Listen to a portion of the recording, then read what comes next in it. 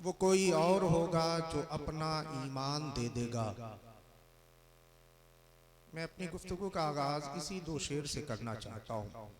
हालात हाजरा को आप अपनी निगाहों में रखें कि आज किस कदर तेजी से इल्हाद व बेदीनी फैल रही है, और सबसे ज्यादा हमारी कौम की नौजवान बेटियां अपना दीन, अपना मजहब, अपना इस्लाम छोड़ के गैरों के चंगुल में जाकर के सोचती हैं कि हमने सब कुछ हासिल कर लिया।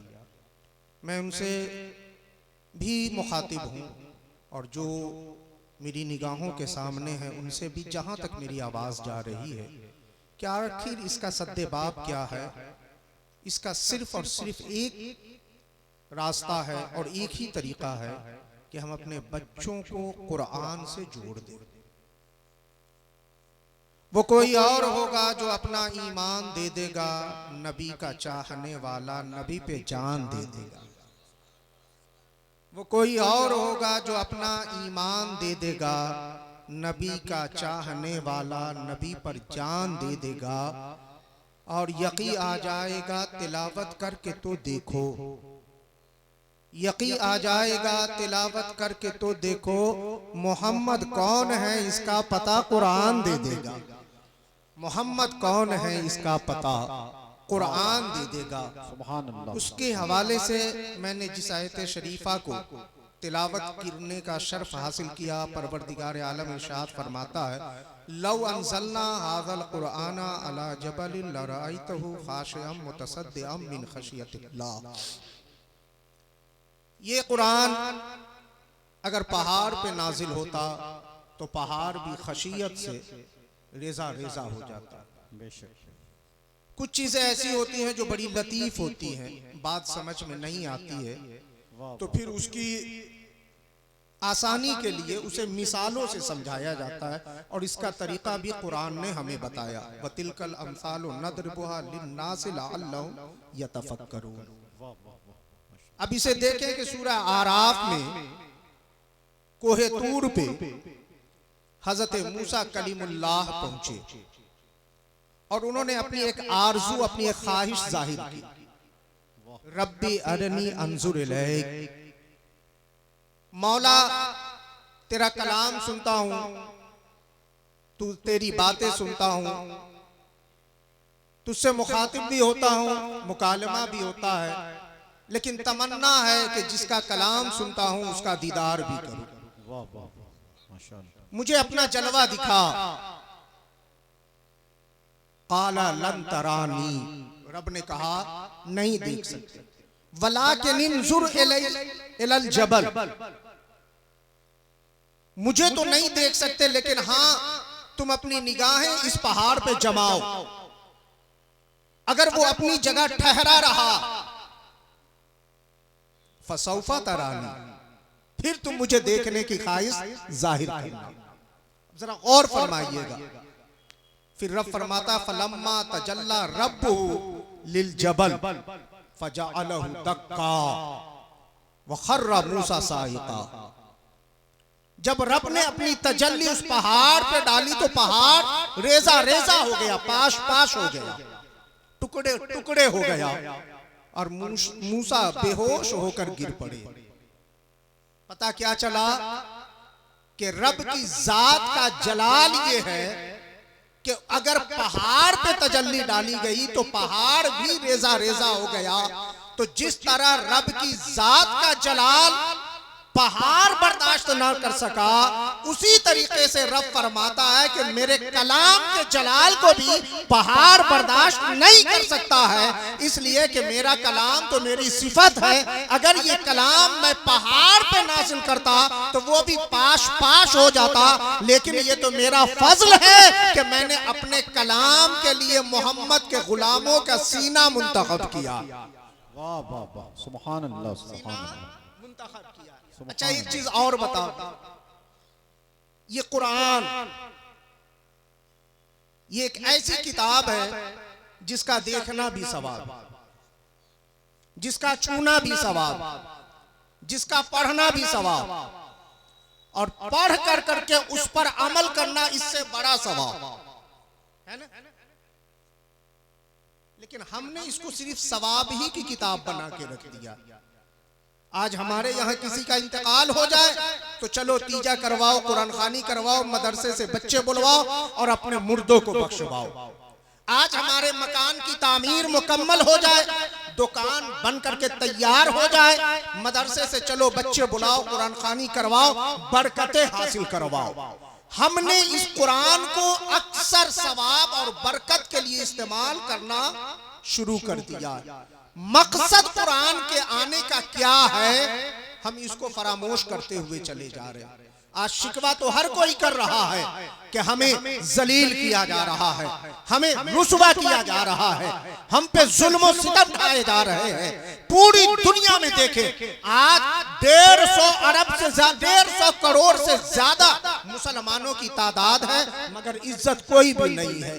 दुनिया की सबसे बड़ी दौलत मुसलमानों के कदमों में पड़ी हुई है। अगर तेल न हो तो दुनिया का सारा निजाम ठप हो जाए, लेकिन इसका मालिक मुस्लिम ममालिक, मुस्लिम कंट्री है, लेकिन उनकी भी इज्जत नहीं है, वो भी गुलामी बजाते हुए नजर आ रहे हैं। आप देखें, कोई भी बड़ा काम आता है, मुसलमानों से कोई मशवरा नहीं लिया जाता। आखिर वजह क्या है?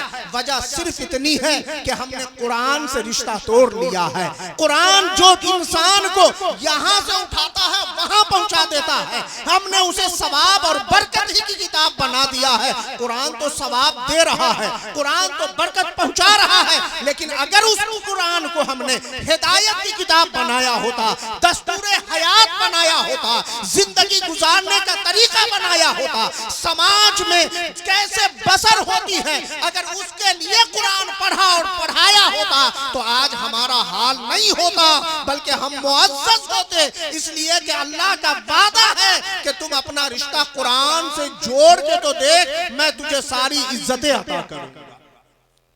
इस्लाम की सबसे पहली मस्जिद मस्जिद कुबा, और उसके पहले इमाम एक गुलाम जादे हैं जिसे सालिम कहा जाता। यह हजरत अबू हुज़ैफा के आजाद करदा गुलाम है। और जब वो इमामत कर रहे थे तो अहले मदीना और मदीना के गिरदो नवाह में रहने वाले यहूद देख करके दंग थे और हैरत कर रहे थे और आपस में बातें कर रहे थे। ये वही गुलाम है जो चंद दिनों पहले मदीना की गलियों में ठोकरें खाया करता था। ये वही गुलाम है जिससे कोई बात भी करने के लिए तैयार नहीं था। ये वही सबीदा का गुलाम है कि जिसे कोई पसंद भी नहीं करता था। बेचने वाला बेचने के लिए तैयार था, मगर कोई खरीदार नहीं मिल रहा था। लेकिन आज ये मुसलमानों का बड़ा इमाम बन गया है और मुसलमानों की इमामत कर रहा है। तो हजरत सालिम ने कहा था, ओ अहले मदीना और ओ यहूदियों, तुम्हें क्या मालूम, मैंने उस किताबे हयात से रिश्ता जोड़ लिया है जो जर्रे को उठाता है और आफताब बना दिया करता है। सुभान अल्लाह। जब कुरान पढ़ा करते थे, एक बात याद रखिएगा, अल्लाह ने फरिश्तों को कुरान सुनने की सलाहियत तो अता की है, मगर पढ़ने की सलाहियत नहीं दी।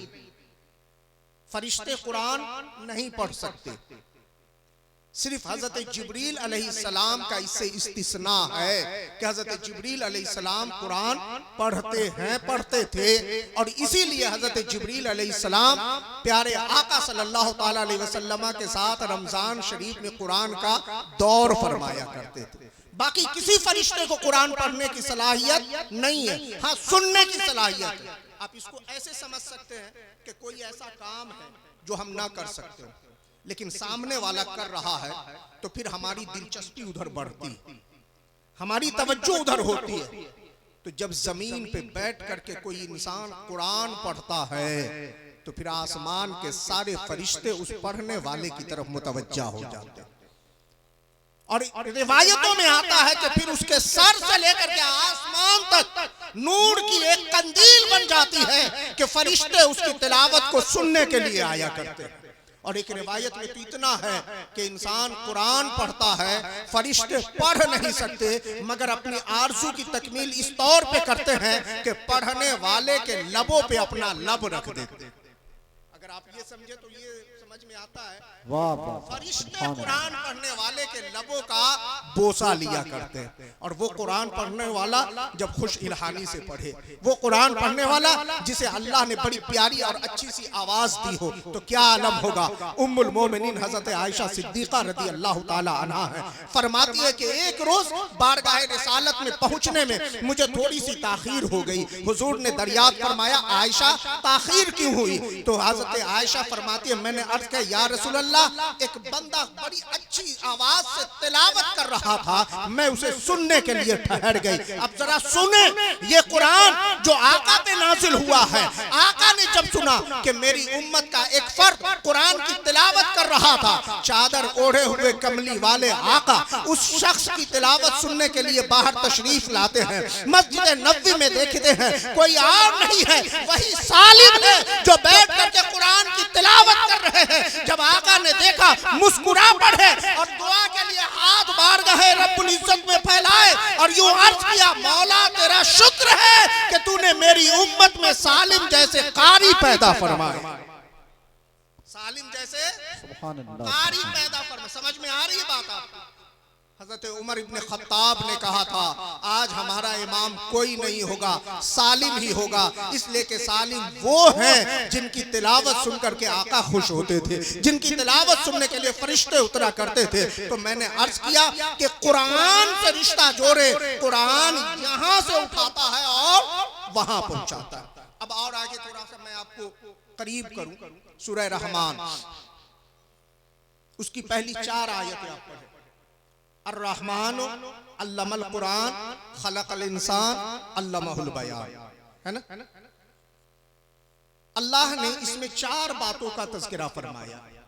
वाह एक बात याद रखिएगा, कुरान किताब रहमत भी है और हम सब रहमत ही के तलबगार हैं।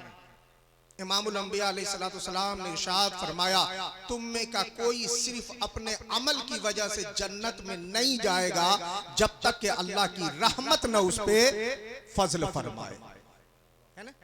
तो फिर जब भी करो तो फिर दुआ मांगो, अल्लाहुम्मा रब्बिग़फिर वरहम व अंत खैरुर राहिमीन।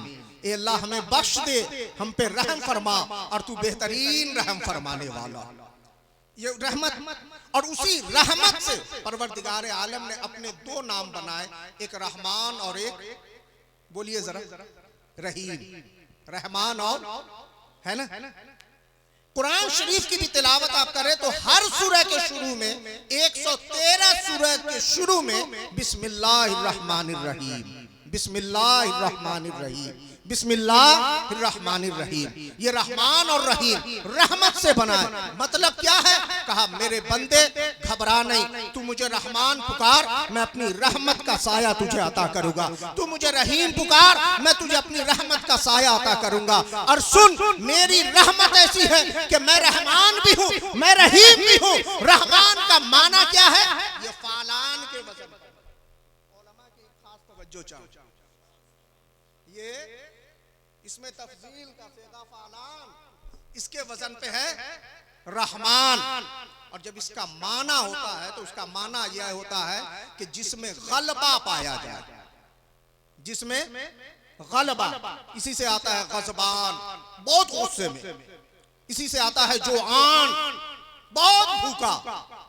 इसी से आया है रहमान, अल्लाह की रहमत समंदर की तरह ठाठे मारता हुआ, समंदर की तरह बहुत बड़ी रहमत जिसकी कोई हद और शुमार ही नहीं है, जो समझ में भी नहीं आ सकती है। और इसी से बना है रहीम।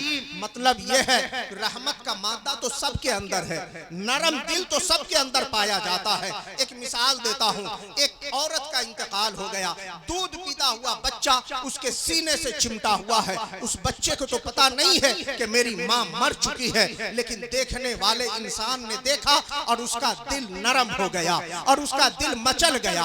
अगर ये बच्चा इसी तरह चिमटा रहेगा तो ये कितने दिन जिंदा रहेगा। उसने तय कर लिया कुछ भी हो मैं इसका सायाबान बनूंगा और मैं इसकी परवरिश करूंगा।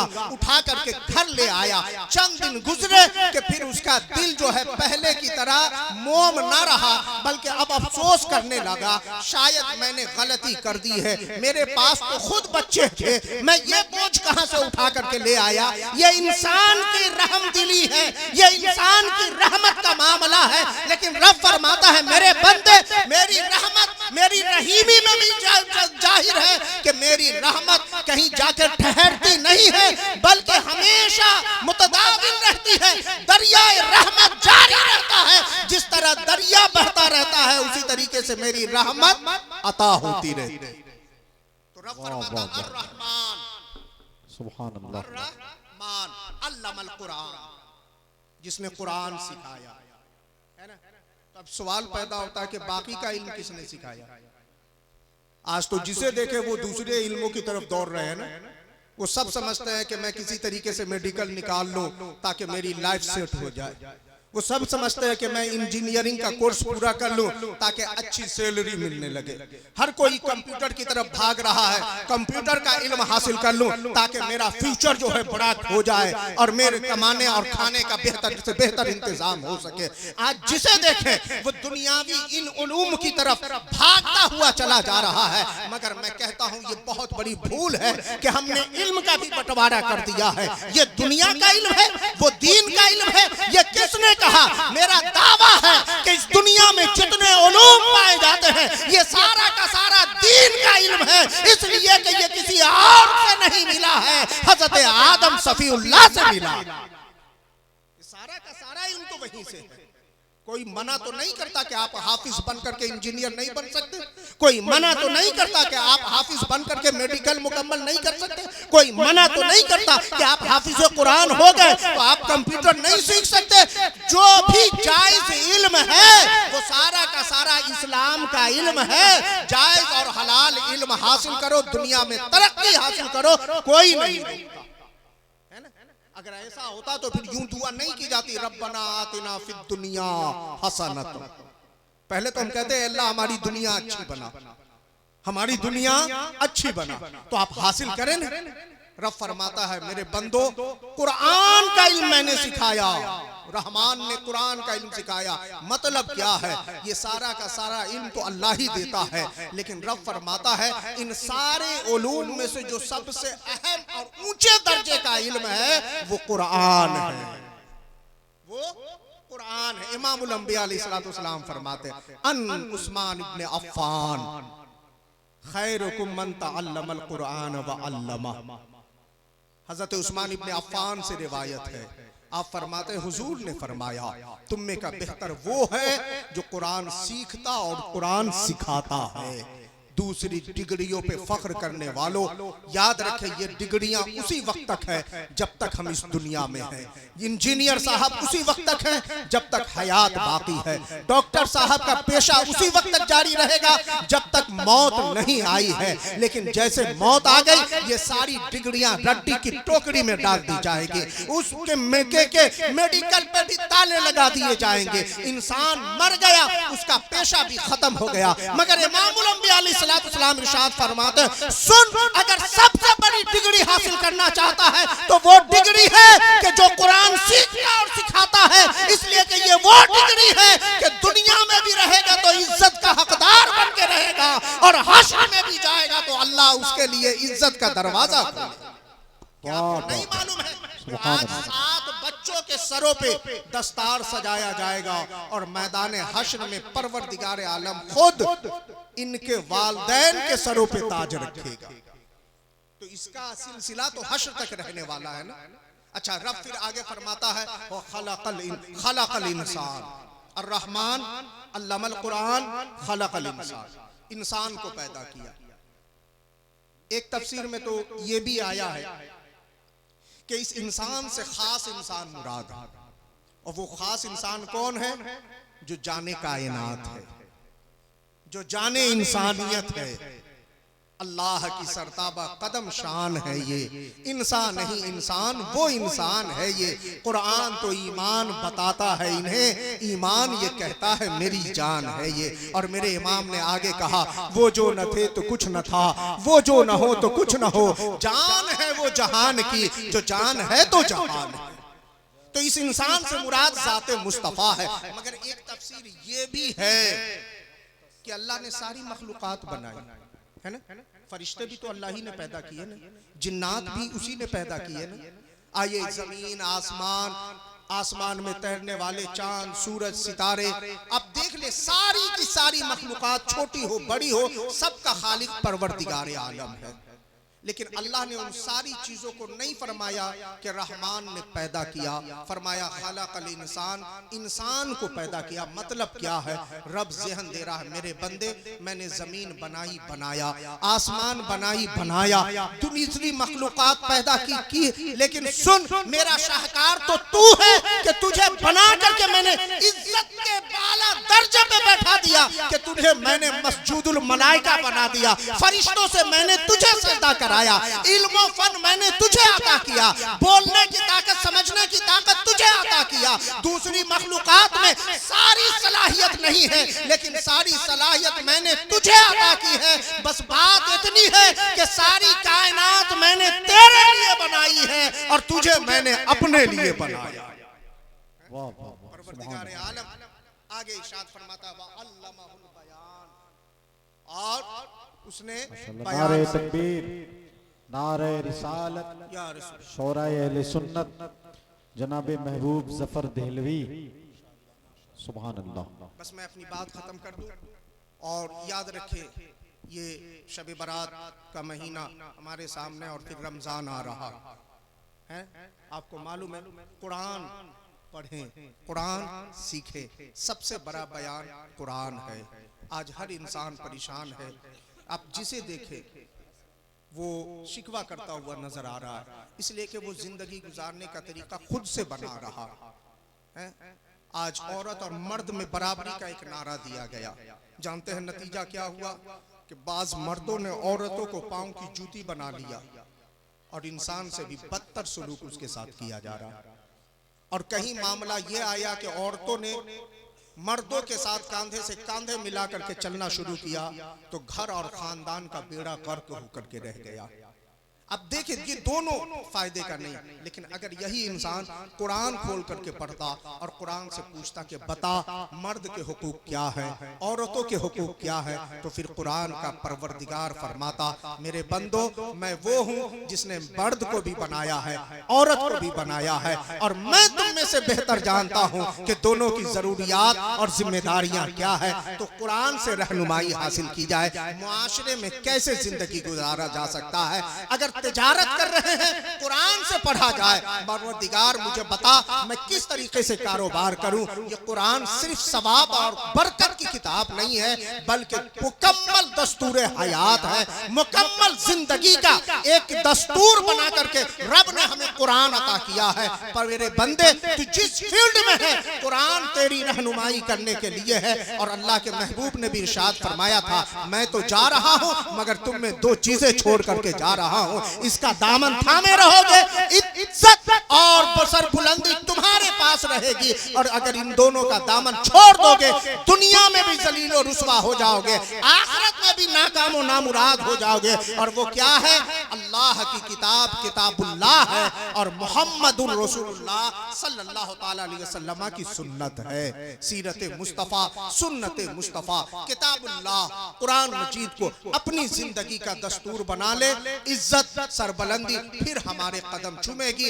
अल्लाह तबारक व तआला हमें और आपको अमल खैर की तौफीक रफीक अता फरमाए। वाखिर दावाना अनिल हम्दुलिल्लाहि रब्बिल आलमीन। दौराने गुफ्तगू अगर कोई ऐसा जुमला निकला हो जिससे गिरफ्त हो सके, तो मैं ऐसे जुमलों से दानिस्ता और नादानिस्ता तौर पे रुजू करता हूँ। पढ़िए मेरे साथ, अस्तगफिरुल्लाह रब्बी मिन कुल्लि ज़ंबि व अतूबु इलैहि, ला इलाहा इल्लल्लाह मुहम्मदुर रसूलुल्लाह व मा अलैना इल्लल बलाग।